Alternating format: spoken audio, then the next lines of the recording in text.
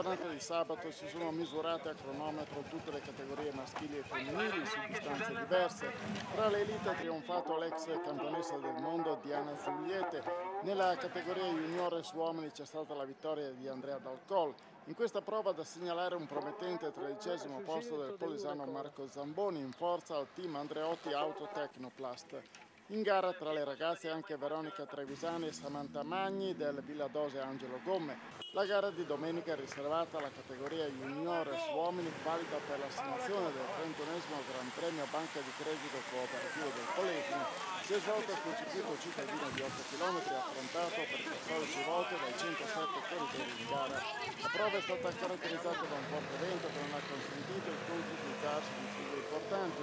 Prima dell'ultimo giro se n'è andato però tutto solo Michele Scarpezzini del Velo Club Alzanese, che è giunto sul traguardo con 58 secondi sul gruppo. La maglia di campione provinciale è stata assegnata invece a Michel Botton del team ciclistico Andreotti Auto Tecnoplast. Martedì 2 giugno, alla mattina, si sono svolte le gare riservate agli esordienti e alle allieve e nel pomeriggio la gara riservata alle juniores che ha visto al via 94 ragazze provenienti da varie regioni d'Italia e si è conclusa in volata con la vittoria di Giulia Donato del gruppo sportivo Verso l'Iride. Anche in questo caso c'è stata l'assegnazione dei titoli provinciali.